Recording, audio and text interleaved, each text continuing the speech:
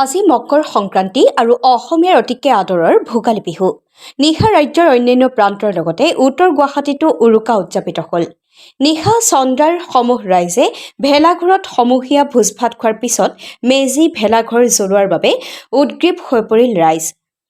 হয়, আমাৰ ধৰকচোন আমি ক'ব নোৱাৰাৰ পৰা আজি ককাৰ দিনৰ পৰা এই নিয়মটো আমাৰ চলিয়ে আছে আৰু চলি ৰাখিব বিচাৰিমো আমি।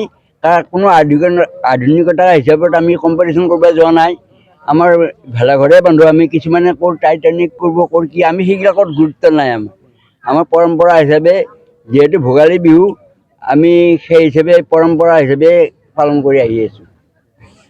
আমি কম্পিটিশ্যন নাই। ধৰক কিছুমানে ভেলাঘৰত মদ খায়, গাহৰি খায়। আমাৰ সেইবিলাক একো নাই, এইটো অখাদ্য আমাৰ তাতে চলিবই নোৱাৰে। খালি কি হ'ব, কোনোবাই ফাউল কৰিলে নেকি, জৰিমনা ভৰিলে নেকি কোনোবাই? বৰ্তমান সেই ভয় কৰে নহয়, আমি আগতে বান্ধাই আছে, নিয়মটো বান্ধাই আছে, 1000 টকা দিব লাগিব। যদি ধৰা পৰে 1000 টকা দিব লাগিব সি, সেইকাৰণে ভয়তে কোনো খাই নাহে। আৰু খালে বাহিৰৰ সাহস নকৰে, কাৰণ 1000 টকা ভৰি যাব নহয়। কোনেও নিয়ম ভাঙিব কোনো সাহস নকৰে। এইটো উৎসৱ একত্ৰিত হৈ আছে, ইমানবোৰ মানুহ আজিৰ দিনত সম্ভৱ? বৰ্তমান চলি থকা গৈছে, যোৱা দিনকেইটা ভালেই গৈছে, এতিয়া অহা দিনকেইটা কি হয় সেইটো ক'ব নোৱাৰিম। এতিয়া বৰ্তমান ঠিকে চলাই আছো, কিন্তু ভগৱন্তই যাতে আমাৰ উজ্জ্বল ভৱিষ্যত কামনা কৰে, তাৰ বাবে মই ভগৱানৰ ওচৰত প্ৰাৰ্থনা কৰিছোঁ। সাতাম পুৰুষীয়া পৰম্পৰা আৰু লোকাচাৰ অটুট ৰাখি চন্দ্ৰাৰ ৰাইজে ভেলাঘৰ জ্বলোৱাৰ পূৰ্বেই শৰাই নৈবেদ্য ভগৱন্তলৈ সেৱা নিবেদন কৰিলে।